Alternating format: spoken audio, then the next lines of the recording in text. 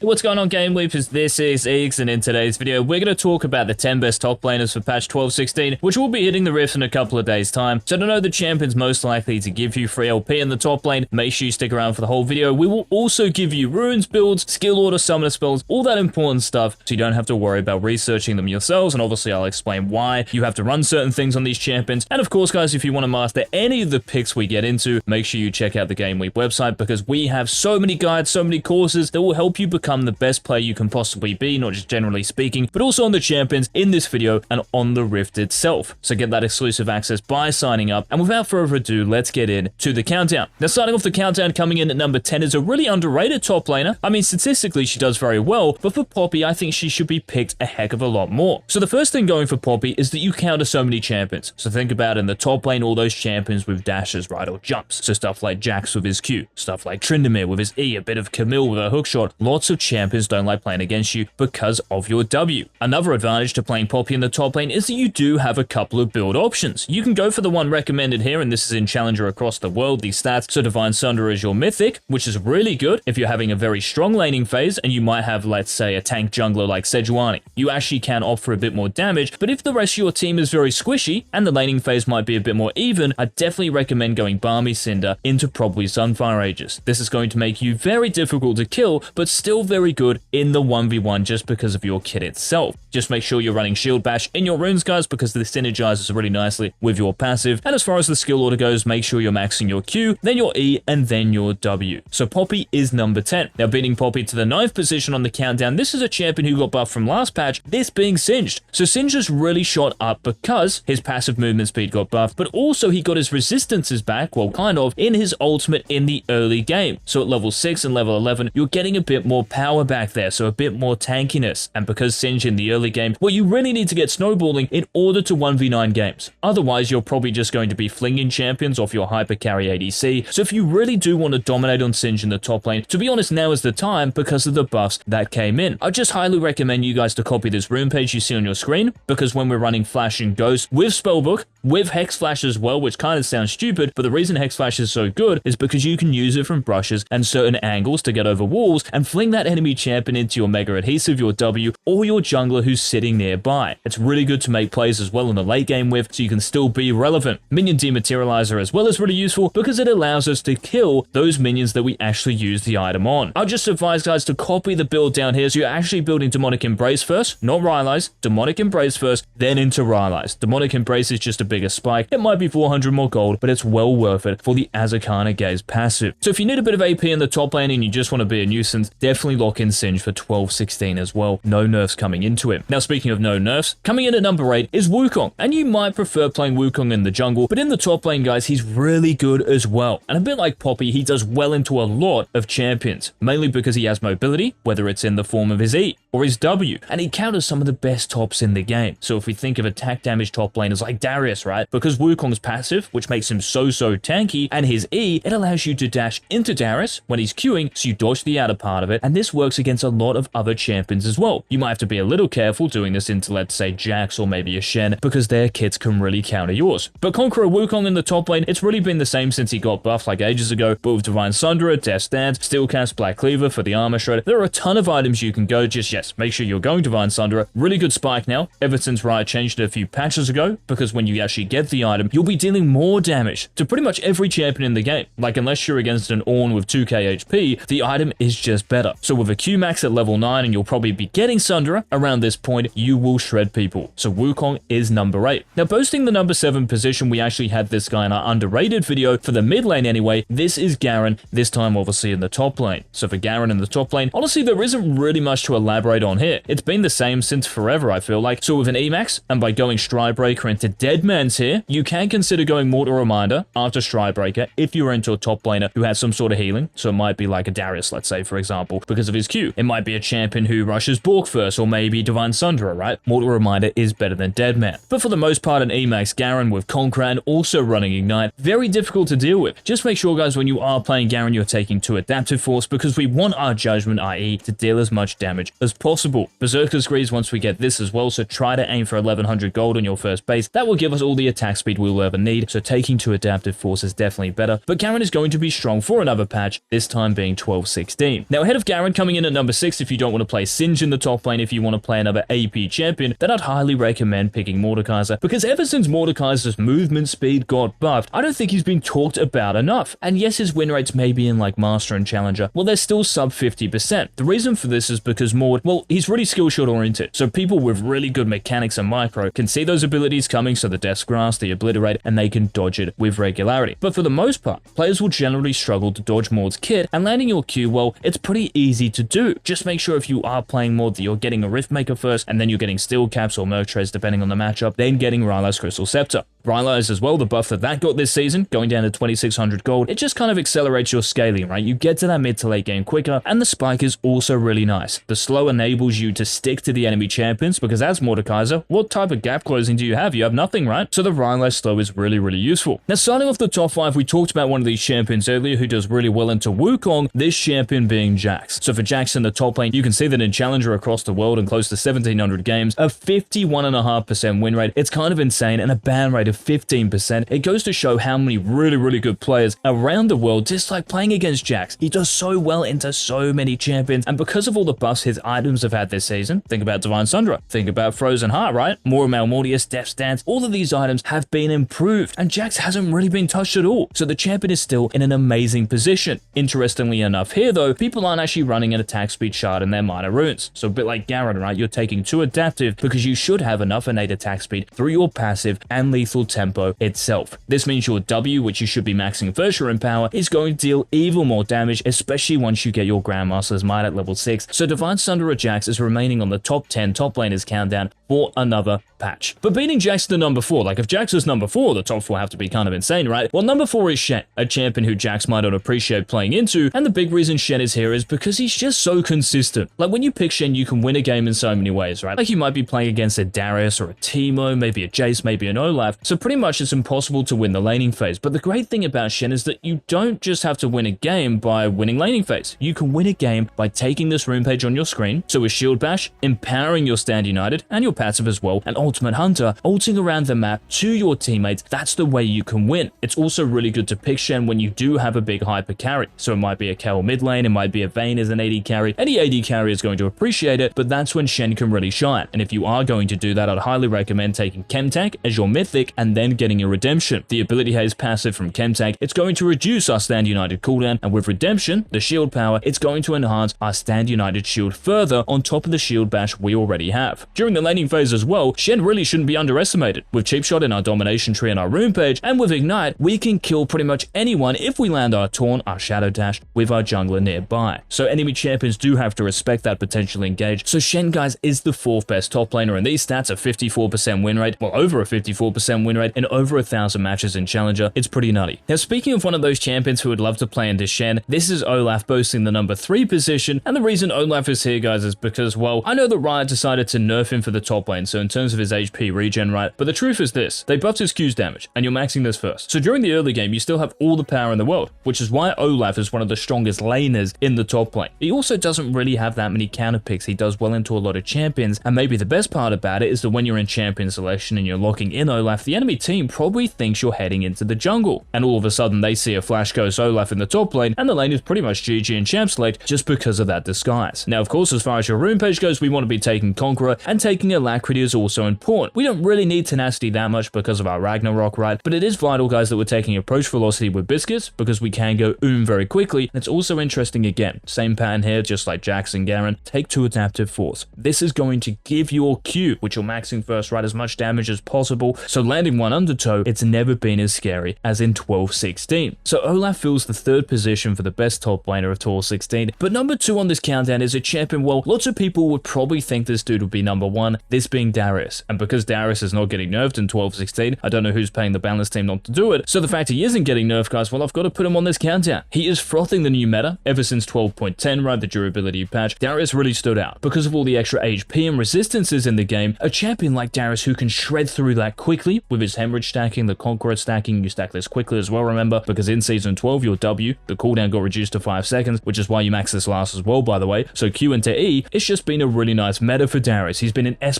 tier champion ever since 12.10, and and that's going to continue next patch as well. Just make sure as far as your mythics go, guys, you can go Trinity Force like it's recommended here, and I'd highly recommend doing this into the majority of matchups, or if you're snowballing, so if you get a big early lead, Trinity Force will kill the game off quicker, but do consider getting a Stride Breaker into champions who have a bit more kite and might be ranged, because the slow is going to be necessary for you to actually stick to them, especially if your Ghost is on cooldown. Just like Olaf, Flash, and Ghost, those are your summoner spells, but Darius is number 2. Now, the number 1 champion, we've talked about this dude in our other videos, and this champion is really OP because of his build. So with Eclipse, AAtrox, this combination is the deadliest on the Rift. I'm not even talking about the top lane, I'm talking about across all 5 roles. It's so impossible to play against because if AAtrox just lands, well, one combo, so if you get hit by his W and he has his Qs available, you're probably going to die. And that's also why we want to be running Ignite, so if you are actually abusing AAtrox, Ignite is the go-to. You can run TP if the matchup is really free, right? So you're playing against maybe a tank top laner and you know the laning phase is going to be easy. And I know this rune page here is recommending you guys to take Alacrity, so for the attack speed, because we are running 2 Adaptive Force, AAtrox is really a spellcaster. He's not all about auto attacks. I mean, your passive is important, so playing around that cooldown, that actually separates a very good AAtrox from just your average Joe, but you can take Tenacity into some scary lanes. So stuff like Set, for example, or maybe even Aurelia. Tenacity might be more useful, maybe Darius as well, right, because of the slows. So do think about that in champ select. The champion you're against, do switch that rune up. But regardless of all that, guys, AAtrox with Eclipse, the lethality, the Omnivamp, and remember, AAtrox did get nerfed a couple of patches ago, so your actual lifesteal, the Omnivamp from Eclipse kind of just makes up for it. The shield as well is so useful, and once you get Black Cleaver, you are going to shred anyone. Keep in mind the armor penetration you're getting from Eclipse's mythic passive too, so it's just too much to deal with in 12-15 at the moment, and of course for 12-16 because there are no nerfs. Somehow there are no nerfs to these champions. Crazy to think about, but it is the balanced team. So those were the 10 best top laners, guys, for 12-16. Any questions, any comments, leave them down below. And if you did enjoy the video, please remember to leave a like. It helps us out a lot, and until our next season 12 upload, this has been a peace.